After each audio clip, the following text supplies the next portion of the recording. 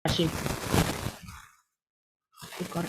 Saya record ya. Ini akan saya masukkan ke dalam Firlenda. Jadi teman-teman yang nggak bisa akses, bisa mendengarkan YouTube-nya. Oke, baik.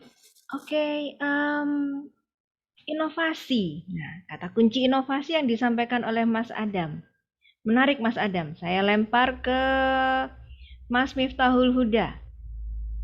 Bisa on cam Mas Miftahul? Bisa, Bu. Oke, terima kasih banyak. Ini sepertinya masih di kantor atau sudah di rumah ini? Halo, Mas Iya, Miftah. bisa, Bu. Oke, baik. Oke, tadi melanjutkan statement dari Mas Adam. Mas Adam mengatakan keberhasilan sebuah produk baru itu tergantung dari seberapa bagus inovasi yang diberikan oleh produk tersebut. Pertanyaannya adalah, inovasi itu apa ya? Kalau menurut Mas Miftah, apa kira-kira inovasi? Waktu itu biasanya apa?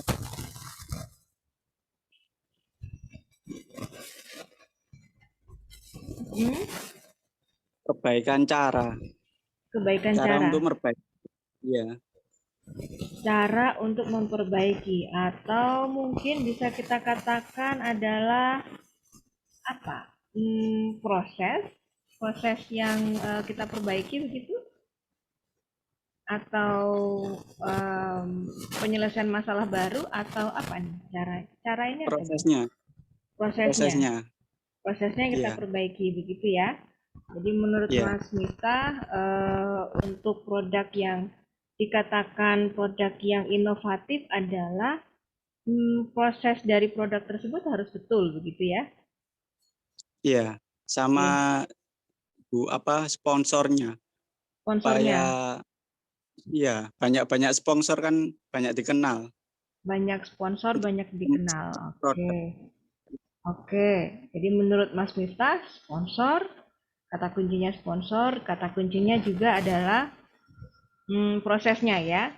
Prosesnya kita Iya, perbaiki. Yes. Terima kasih Mas Miftah pendapatnya. Ada pendapat yang iya. lain? Saya lempar ke Mas Alung. Tadi ini yang ngechat Mas siapa ya? Mas Rahman ya, masih mungkin on the way ini. Mas Alung bisa on cam? Mas Tio Alung. Iya baik Bu. Terima kasih Mas Alung. Oke, tadi kalau menurut Mas Adam, inovasi ditambah Mas Miftah mengatakan prosesnya diperbaiki Bu. Ya, eh, kita buat yang lebih baik dari yang sebelumnya. Nah, menurut Mas Alung sendiri, inovasi itu apa? Kalau menurut saya inovasi sebuah pengembangan produk baru Produk dari baru produk yang sudah lama. dari produk yang sudah lama. Oke, baik. Terima kasih Mas Adam, Mas Miftah, Mas Alung ya. Jadi pada prinsipnya kalau kita mengatakan wah ini produk yang inovatif nih gitu ya. Nah, Bu Ina punya pulpen ini, punya pulpen. Ya, pulpen seperti ini. Ini lebih kecil daripada ukuran yang biasanya saya beli gitu ya. Apakah kita bisa katakan reducing size itu bisa dikatakan inovatif produk PR1?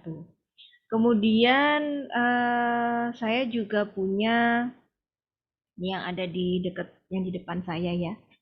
Oke. Nah, ini juga pulpen. Di sini ada apa namanya tombol untuk mengeluarkan tipnya dan nutupnya. Nah, ini. Kemudian di sini ada untuk apa ya taruh di saku atau Ya buat memudahkan proses menulis ya, biasanya kalau kita pakai jalan-jalan saya lebih senang pakai pulpen yang seperti ini. Nah, apakah kita katakan produk tersebut inovatif? Jadi prosesnya Bu diperbaiki, betul. Kalau kita katakan produk baru Bu, iya betul, ya harus berbeda dari yang sebelumnya gitu ya. Jadi kalau kita bikin rumus ya, rumus bahasa Jawa, katanya Prof. Alfa ini, Prof. Alfa itu orang Jogja, namanya Alfa tapi orang Jawa dia itu. Jadi dia menerapkan konsep 6N ya. Jadi 6N itu yang pertama adalah niteni atau mengamati. Yang kedua adalah nyonto atau mencontoh. Yang ketiga adalah nambahi. N yang ketiga nambahi. N yang keempat itu ngurangi. Jadi kalau dia ada yang over fungsi gitu ya, atau over material gitu, ya kita bisa lebih efisiensi, kita lakukan pengurangan, mengurangi gitu ya. N yang ke-6, kelima adalah mengganti ya, mengganti. Jadi mengganti fitur yang kurang bermanfaat menjadi fitur yang lebih bermanfaat. Jadi N yang kelima. N yang terakhir adalah ngilangi ya, menghilangkan. Jadi karena kita orang hidup di Jawa, jadi konsepnya yang awalnya pakai konsep bule kita rubah sedikit lah ya. Jadi nama-nama produk itu supaya menjadi lebih berbeda atau lebih berkembang atau lebih inovasi dibandingkan produk sebelumnya. Jadi kita lakukan langkah konsep 6N itu tadi. Jadi yang pertama adalah niteni atau mengamati.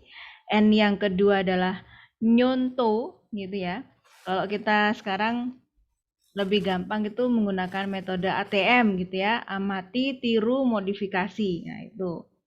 Kemudian yang N yang ketiga nambahi, menambah. N yang keempat ngurangi ya. N yang kelima mengganti. N yang keenam adalah ngilangi. Jadi kita melihat proses-proses antara produk sebelumnya dengan produk yang terbaru. Nah, supaya kita bisa lebih memahami apa sih yang 6N itu tadi. Nah, kita karena daring, Bu Yuni akan share hal-hal yang sifatnya daring juga. Oke, kita lihat.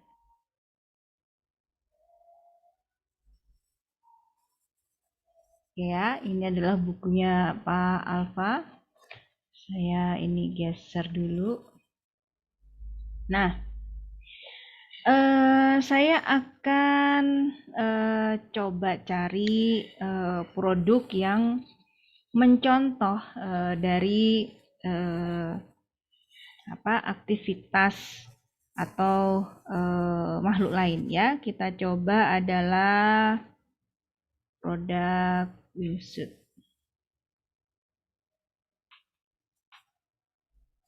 Nah, kelihatan ya gambarnya ini? Kelihatan. Ya, kelihatan. Kita sering lihat adegan ini di TV-TV ya. Sering banget lihat adegan ini di TV atau film-film action gitu ya, film-film action gitu ya. Nah, alat ini lebih dikenal dengan nama wingsuit ya, wingsuit atau wingsuiting. Jadi dia ini adalah semacam parasut ya, semacam parasut, tetapi dia nempel di jaketnya langsung, seperti ini. Nah, kira-kira wingsuit ini ngambil dari hewan apa ya? Kok bisa orang itu punya ide wingsuiting kayak begini? Ini idenya sudah lama Sugar ya. glider, Bu. Sugar glider, betul sekali. Apa itu sugar glider ya? Mungkin teman-teman nggak ada yang tahu. Kalau bahasa Jawanya tupai terbang ya. Ya, ini. Seperti ini. Ya, betul sekali. Jadi, yang namanya wingsuit itu memang idenya benar-benar dari sugar glider. Jadi, kalau dia ini dalam kondisi yang aman atau dia nggak kepingin pindah, dia ya nelungkup aja kayak begini ya. Nah, tapi kalau dia pindah dari pohon ke pohon gitu, dia tinggal mencolot, dia tinggal lompat. Nah, supaya dia lebih aman jatuhnya gitu, Allah menciptakan dia dengan jaket khususnya ini, dan inilah yang menjadi dasar pemikiran wingsuiting sport itu tadi. Nah, pertanyaannya adalah apakah produk wingsuiting itu bisa dikatakan produk yang inovatif? Ada yang punya ide? Iya Bu, inovatif. Oke. Inovasinya dari mana? Apa yang membedakan Ya dengan produk sebelumnya? lebih simpel dan mungkin biaya pembuatannya lebih murah. Oke. Nah, apakah ada resiko yang bisa dimiliki oleh produk ini?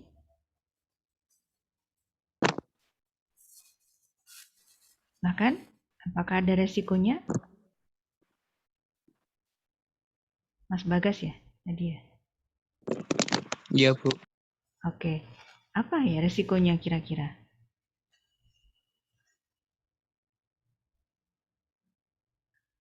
Lebih beresiko mana wingsuiting ini, wingsuit dibandingkan dengan para layang mungkin, dibandingkan dengan produk lain yang memang dia extreme sport ya. Apakah ada Kalau resikonya?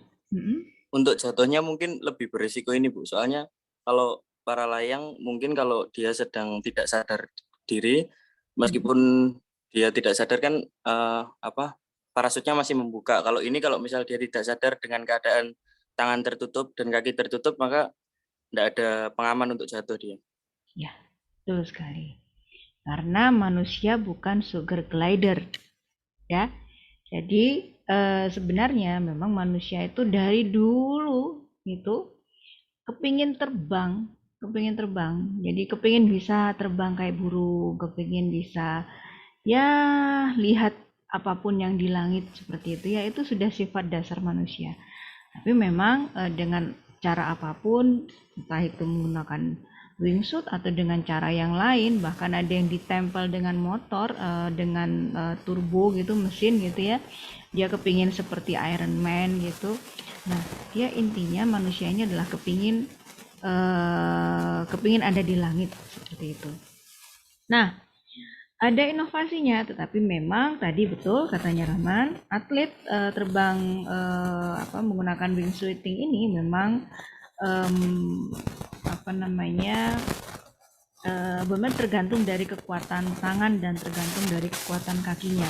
Pada saat tertentu, pada saat dia di ketinggian tertentu, manusia ini bisa pass out atau pingsan karena perbedaan suhu.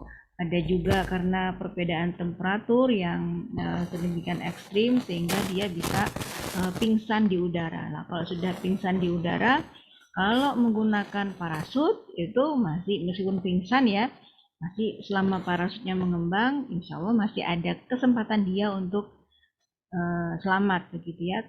Demikian juga para layang, selama motornya masih jalan, selama itu mungkin masih bisa dikendalikan dari jauh gitu ya, bisa dibantu oleh orang lain, dan dia tetap ter-attach ke alatnya, itu ada kemungkinan untuk selamat. Tapi kalau ini wingsuiting sepertinya memang keren, tetapi ini sangat berisiko karena dia betul-betul hanya mengandalkan kekuatan otot lengan dan otot kaki gitu. Nah, ini adalah produk yang inovatif ya, memang betul inovatif, tetapi dia apa ya? Apa namanya? Disertai dengan resiko yang tinggi. Nah, sekarang kita coba sedikit diskusi ya.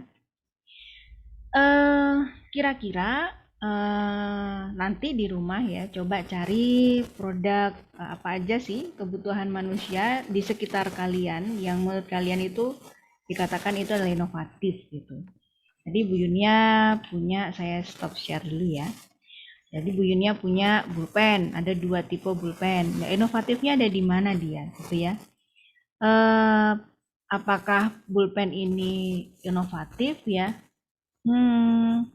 Bisa dikatakan iya, bisa dikatakan tidak, gitu ya. Kemudian dari konsep 6N tadi itu, mulai dari niteni, nyonto, tambahi, ngurangi gitu ya. Kemudian engganti dan ngilangi 6N itu, apa yang bisa kita lakukan dengan produk pulpen ini? Nah, ini mungkin bisa kita diskusikan. Coba saya kepingin tahu Mas Yosa Rafael bisa on cam?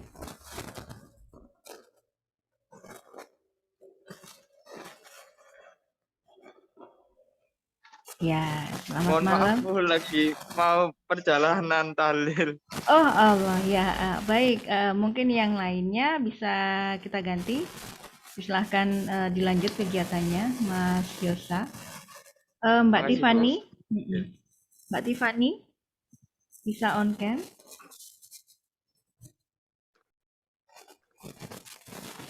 Bisa, Ibu. Oke. Halo, Mbak Tiffany. Apakah bisa menemukan produk Ya, sekitar? selamat malam, Bu. Malam. Produk sekitar Anda apa gitu yang mungkin bisa kamu sedikit presentasikan, kira-kira produk itu bisa dikatakan inovatif atau tidak? Ini Bu Bu, Yunia. mohon maaf Bu, kresek-kresek Earphone, Bu. Bu. Oh, kresek-kresek. Oke. Ini trouble-nya headset saya di Iya. sini. Saya akan lepas aja. Cuma nanti agak rame di sini. Ini dengar lancar? Sudah, Bu. Oke. Lancar, Bu. Mbak Tiffany, apakah di rumah di sekitar kamu ada produk yang bisa kamu presentasikan? Bebas aja. Bu, earphone ya, Bu. Tapi saya yang earphone tanpa kabel nggak punya barangnya. Earphone biasanya ada yang model earpod atau inpod itu. Nah, itu kan lebih singkat ya, Bu. Misalkan kita lagi bekerja tetapi ada kuliah di siang hari. Kita Oke. bisa temukan kegiatan pekerjaan dan tetap bisa mendengarkan perkuliahan dengan nyaman karena earphone yang kita pakai tanpa kabel, jadi tidak mengganggu gitu, Bu. Benar sekali. Kayaknya Bu Yunia butuh itu ya. Pakai Bluetooth itu ya, Mbak Tiffany. Apakah suara saya bisa didengar? Dengar Ya, jelas. iya, betul, Bu Ibu. Yunia yang putus-putus ya. Apakah Bu Yunia putus-putus di sana? Iya, di sini putus-putus. Iya, di sini putus-putus, Ibu. Oke. Sorry. Oke. Jadi semacam iPod ya. Jadi iPod itu ya seperti Iya, headsetnya Bu macam Yunia. handphone. Ya, headsetnya Bu Yunia nih Iya, kabelnya betul. kayaknya ada sesuatu yang salah di kabelnya ya. Mungkin ketekuk atau kayak gimana. Jadi kadang berebet gitu suaranya. Nah, mungkin kalau nggak ada kabel, benar katanya Mbak Tiffany, lebih nyaman kali ya. Itu adalah produk yang inovatif. Oke. Ya, Kita akan geser lagi. Jadi kalau kita katakan, makasih Mbak Tiffany. Kalau kita katakan konsep produk itu baru ya, tadi dikatakan Mbak Tiffany iPod Bu gitu. baik, Bu. Oke, iPod itu baru gitu ya. Nah, sekarang ini kita harus tahu nih konsepnya sampai si headset yang gede itu tadi, kemudian ganti menjadi headset yang lebih kecil, ada yang bahkan cuman di apa itu, saya kurang paham namanya ya, karena saya juga agak, kalau saya pernah coba itu telinga saya nggak kuat gitu ya, pening gitu ya. Jadi ada anak-anak muda itu menggunakan semacam iPod tapi hanya satu telinga gitu di kanan atau di kirinya mereka itu. Nah, itu ada kebutuhan dan ada teknologi yang mensupport begitu. Nah, terkadang gagasan ini melihatnya dari mana? Gagasan ini yang kok bisa dia itu menciptakan produk bikin earphone nggak pakai kabel gitu. Mari kita lihat apa sih yang sebenarnya langkah-langkah yang harus dilakukan oleh seorang industrial engineer pada saat dia merancang produk. Ini akan tampilkan bagaimana sebuah design thinking itu dikembangkan.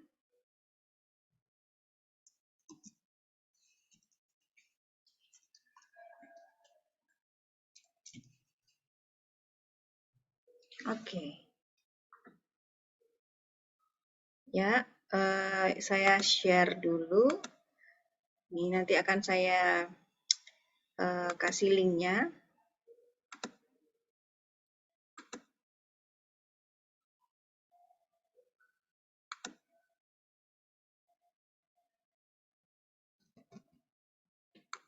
But if you want to write essays that inspire, design thinking is an approach to creative problem solving. It's a human-centered path to innovation. Hello, I'm David Kelly, and I'm happy you're here to explore design thinking with IDEO. You know, so many people don't think of themselves as creative, but I think that's wrong. Everybody's absolutely amazing. Which can unlock your creativity and make you feel capable of coming up with genuinely wonderful ideas. Design thinking starts with people. It's about putting human needs at the center of all we do. It's about simple mindset shifts and new ways of looking at problems through empathy and collaboration. For an idea to be both successful and meaningful, we use 3 lenses to bring it into focus: desirability, feasibility, and viability. This ensures we're creating something that makes people's lives better, but that's also feasible to produce and makes good business sense. There are many different phases of design thinking. We find it helpful to teach it in a linear way, but in practice, it's more like this. Design thinking unfolds in iterative loops, moving back and forth across phases, some taking much longer than others.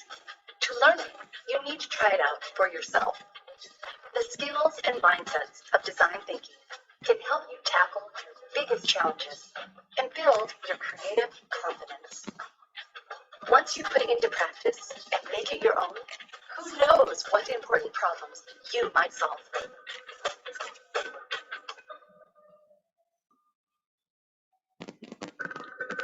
Oke. Nah, jadi dari video ini kita kenapa Bu Yune mengambil materi dari video ini? Perlu kita ketahui bersama bahwa apa sih IDEO itu? Siapa IDEO itu ya? Kita mengenal iPod, kita mengenal iPhone, kita mengenal Apple ya, Apple PC gitu ya. Nah, yang merancang mereka semua itu adalah dari IDEO. Saya kasih linknya. Jadi IDEO itu adalah firma desain yang sering dimintai tolong oleh perusahaan-perusahaan besar untuk merancang produknya mereka. Jadi tadi Pak Kelly ya, Pak Tom Kelly itu adalah pemilik dari IDEO dan dia tadi mengatakan bahwa sumber inovasi itu adalah kreativitas gitu ya. Kreativitas itu dapat dari mana? Senternya adalah human atau manusia, humanity. Jadi apa sih sebenarnya yang benar-benar dicari sebuah produk? Kebutuhannya kebutuhannya adalah kebutuhan dari manusia.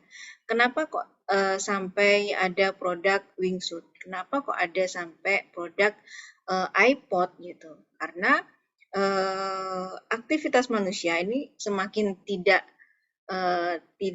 terkungkung dalam satu ruang ya. Jadi semakin banyak kegiatan, kita bisa bekerja dari mana aja, kita bisa ngajar dari mana aja, kalian bisa belajar dari mana aja, akses sumber belajar juga bisa dari mana aja gitu. Sehingga pada saat kita bicara kreativitas, oke, kreativitas itu adalah dari manusianya sendiri, dari konsumennya itu sendiri. Nah, tadi kita diskusi bagaimana Mbak Tiffany mempresentasikan ini Bu, earphone yang dulu itu ada kabelnya, sekarang nggak ada kabelnya. Oke, sekarang apa-apa semuanya wireless ya. Coba gimana sih sebenarnya proses untuk kita mengembangkan inovasi ini saya coba dari Apple, design thinking sama tetap konsepnya adalah design thinking dari Apple. Saya belum share ya. Oke. Ya.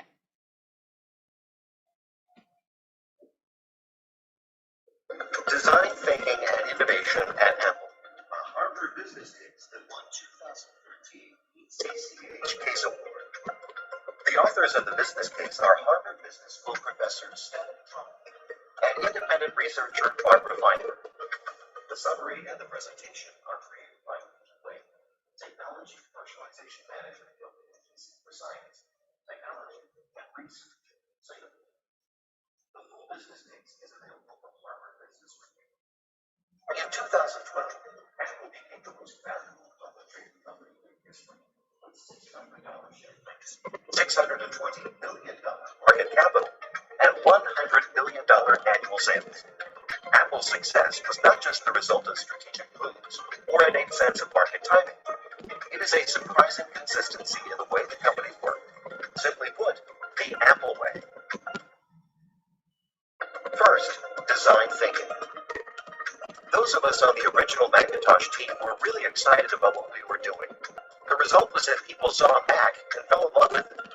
There was an emotional connection. That, I think, came from the heart and soul of the design team. Bill Atkinson, member of Apple Macintosh development team. In the mid-1970s, computers were typically housed in discrete locations and only used by specialists.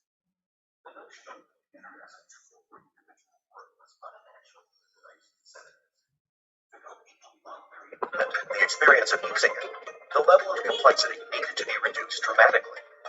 Apple's product starts with design, from people's need and want. The design of the product is not limited by technology. Nah, bisa dilihat di sini. Jadi, Apple itu memulai semuanya itu dari apa yang dibutuhkan oleh manusia. Dari human. Ya. Jadi kalau start design from people need and want, bukan karena dia terbatas oleh teknologi, tadi yang dikatakan oleh Mbak Tiffany, ini loh Bu, headset wireless. Nah, pada saat si Apple ini merancang headset wireless, dia itu harus cari-cari dulu teknologi apa sih yang bisa nyambungkan antara Bluetooth-nya itu yang gantikan kabel, sehingga dia bisa mendengarkan musik dengan nyaman tanpa harus terganggu oleh kabel-kabel. Karena kalau tadi ini kabelnya Bu Yunia aja ada bermasalah ya, jadi kadang-kadang berebet, suaranya nggak keluar Bu, suaranya nggak kedengeran. Dan itu dialami jutaan konsumen lain selain saya gitu ya. Jadi start design from people need and want, bukan dari limited by teknologi. Artinya di sini seorang teknik industri atau seorang sarjana teknik industri itu harus mampu untuk nge-push kemampuannya dia untuk mencari kreativitas dan inovasi, gimana caranya itu bisa menyelesaikan masalah. Dan di sanalah yang namanya konsep berkolaborasi tidak hanya dari teknik industri saja kita harus berkolaborasi dengan keilmuan-keilmuan yang lain seperti itu. Jadi kalau kita katakan design thinking fase pertama adalah melihat dari manusia. Sama seperti tadi yang dikatakan oleh Pak Kelly, persis sama. Lihat dulu manusianya, baru mikir itu teknologinya seperti apa. Kita lanjut. Sorry.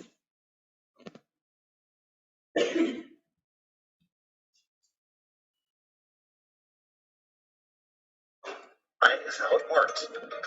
That simplicity is the ultimate sophistication. Second, strategy and execution. You can see a lot just by observing. Yogi Berra, Major League Baseball player and manager. Apple's history began in 1976. It launched the first personal computer, Apple II, in 1978. In 1981, IBM entered the market with its PC that can be cloned. Since 1985, Apple's market share kept declining. The board of Apple axed Steve Jobs. In the following 11 years, products and projects at Apple proliferated as a consequence of various strategies, and many of them failed. The technology department process became more traditional and resembled approaches found at other companies. The process makes you more efficient, but innovation comes from people calling each other at 10:30 at night with a new idea. It comes from saying no to 1,000 things to make sure we don't get on the wrong track or try to do too much. Ya, jadi Apple itu awal berdirinya bukan dari Steve Jobs, ya. Awal berdirinya dia itu bikin mesin-mesin besar. Nah, Steve Jobs ini yang mengecilkan mesin-mesin itu dan membangkitkan kembali kejayaan Apple. Jadi kalau kalian punya yang namanya handphone Apple atau Apple Tab, nah itu ini kerjaannya Steve Jobs. Dan yang membuat handphone seluruh dunia itu seperti yang saya punya, misalnya mereknya Redmi, Xiaomi, Oppo, gitu ya, bentuk-bentuk yang seperti itu. Semua teknologi yang mereka buat itu mereka harus bayar itu patennya kepada Apple. Karena yang membuat lebih dahulu smartphone adalah Apple. Bentar ya. Oke, baterai saya habis, mohon maaf. Oke. Jadi yang pertama adalah people, tetap people. Oke. Saya akan cepatkan dulu. Nah, yang namanya desain itu tidak lepas dari yang namanya bisnis eksperimen. Di pertemuan pertama, kita melihat bahwa kegagalan desain itu membuat kerugian sebuah usaha. Jadi meskipun mereka itu sudah melakukan market research, tapi resiko untuk gagal tetap ada. Resiko untuk lepas dari market research-nya atau tidak sesuai dengan kebutuhan market research-nya itu tetap ada. Experimentation. The greatest artists like Dylan, Picasso, and Newton risked failure. And if we want to be great, we've got to risk it too. Steve Jobs. When everyone was moving online, Apple decided to move into retail and created every Apple store with the same painstaking focus on details. Against conventional wisdom of open platform, collaboration, community design, transparency, Apple insisted to develop and integrate its own hardware, software, and keep product launches secret. Apple was also constantly learning, adapting, and evolving, from the design of array of colors to black and white color theme. From the closed developer community to the open developer platform.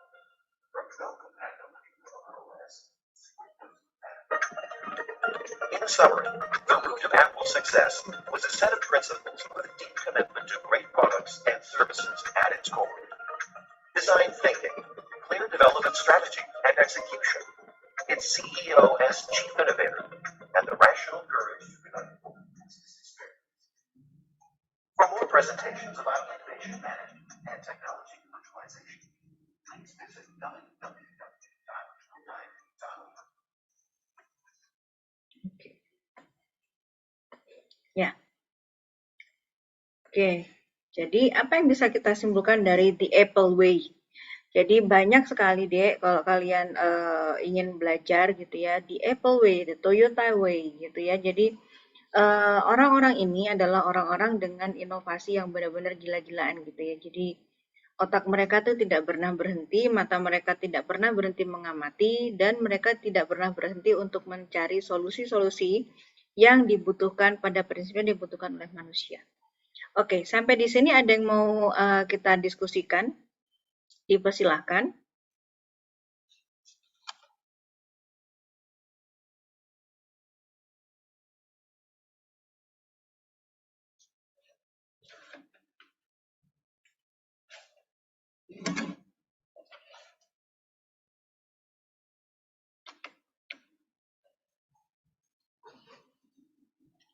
Silahkan. Kalau ada yang ingin dibicarakan. Oke, saya lempar sebuah topik. Bu, bagaimana, ya coba saya sekarang yang ganti nanya nih. Tadi banyak tuh produk-produk baru Apple, produk yang ya leader lah ya, dia trendsetter gitu. Tapi bagaimana kita bisa mengendalikan sebuah perkembangan produk baru yang sangat cepat dan berumur pendek? Contoh handphone. 2 tahun lalu kita tahu produk handphone 4G itu harganya mungkin di atas 4 juta ya. 4 juta, 5 juta gitu ya. Sekarang kalau kita lihat produk yang 4G itu mereknya apapun itu dengan kapasitas sekian-sekian itu harga 1 jutaan udah ada. 2 jutaan sekian sudah ada gitu. Dan waktu 2 tahun itu waktu yang sangat pendek untuk mengembangkan sebuah produk dan teknologi yang baru. Nah, ini bagaimana dengan short life cycle untuk short lived product? Coba saya kepingin ngobrol sama Mas Muzaki. Mas Muzaki, M. Muzaki, apakah bisa on cam? Halo, Mas Muzaki. Oke, geser ya ke Irma Mukti. Apakah bisa on cam?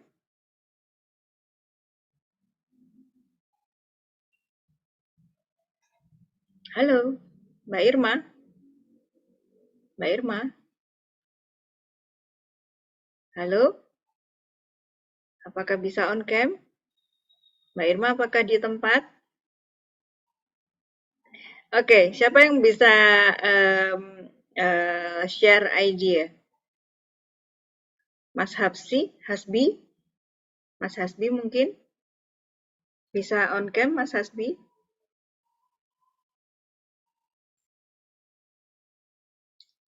Halo? Jangan-jangan laptop saya nggak bisa nyantol. Halo? Is there anyone there? Mbak Tiffany dengar suara saya kah? Dengar, Bu. Oh, oke. Terima kasih Mas Rahman. Oke. Coba Mas Hasbi, tadi Mas Hasbi bisa dengar suara saya, Mas Hasbi? Bagaimana dengan short lived product? Apakah bahasa Jawanya itu tidak ketayal-tayal gitu ya, tidak ketetaran untuk mengembangkan produk baru, dia berumur pendek, tapi dia harus bisa bertahan untuk memperpanjang brandnya dia atau produknya dia. Ada yang ingin sharing? Mungkin saya ngobrol sama Mas Robi Indra. Mas Robi Indra bisa on cam? Iya, Bu. Iya. Baik, Mas Robi.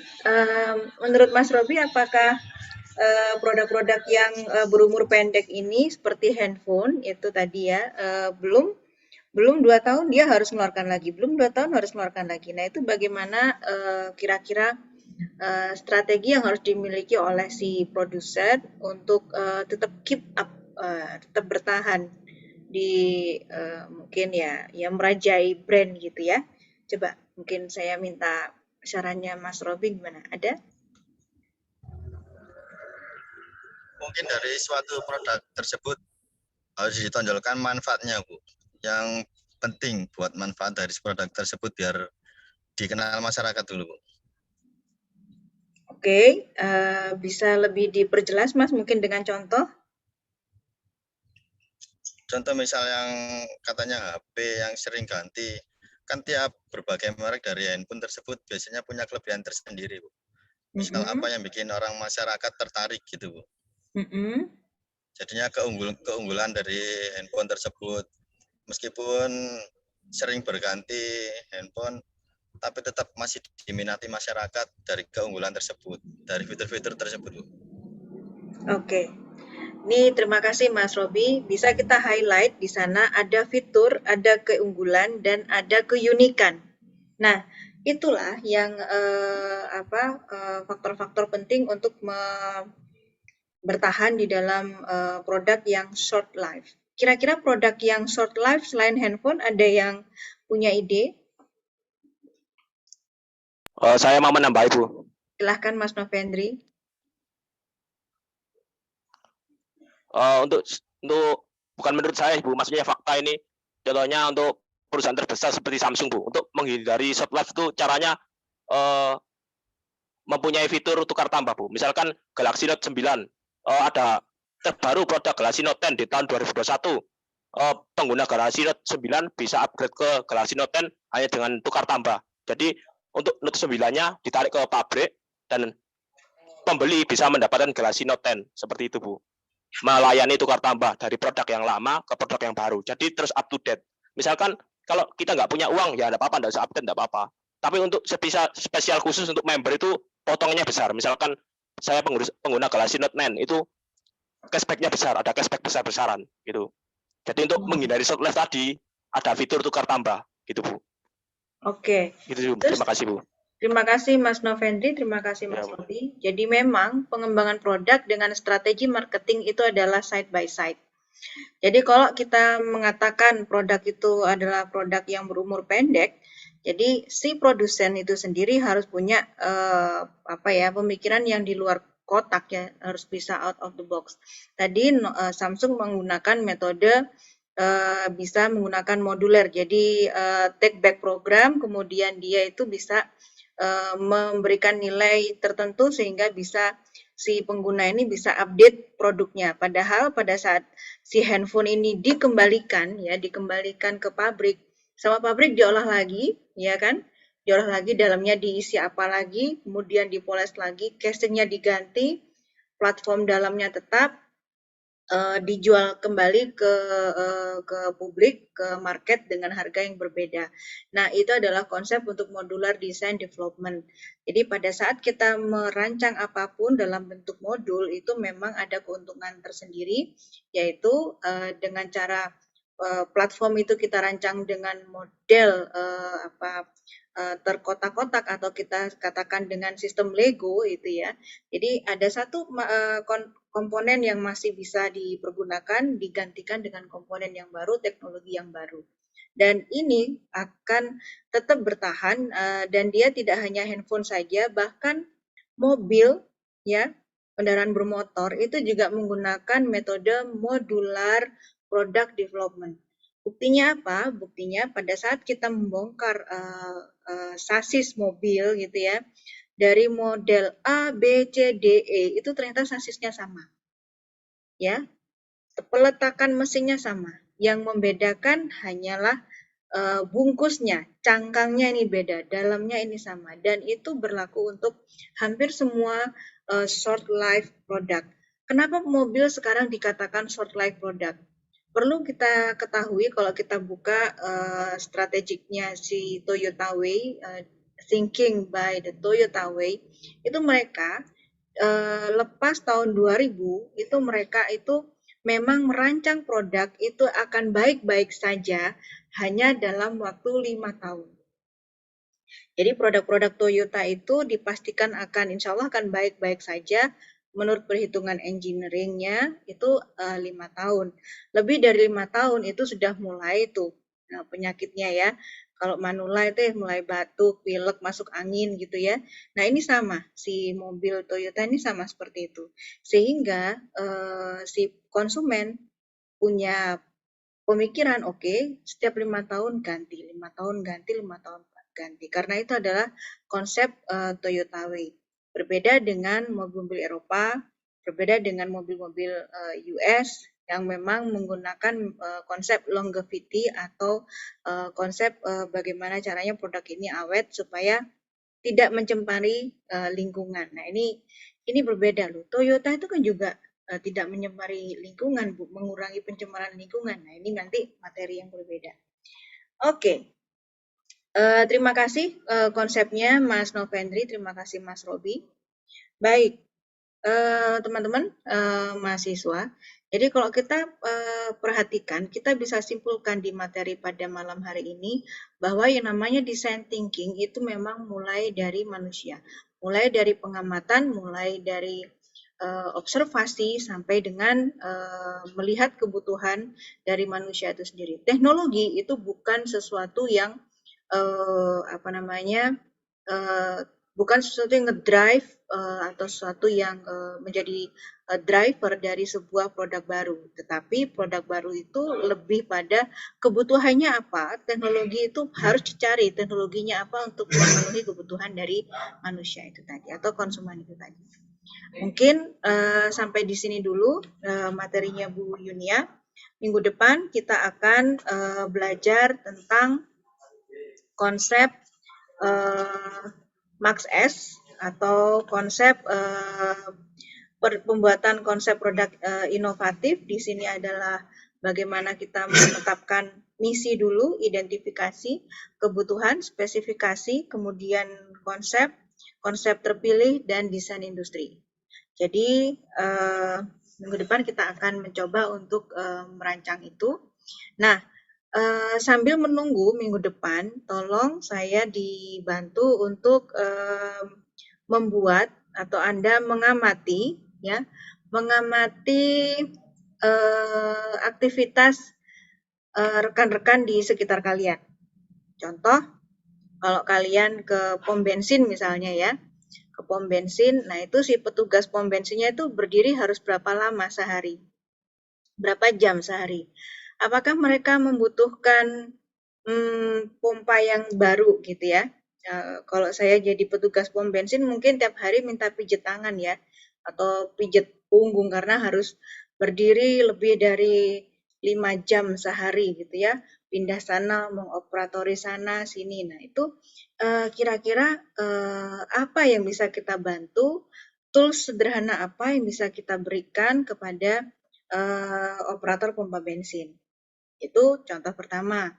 Contoh yang kedua, nah sekarang ini lagi tren pemanfaatan yang namanya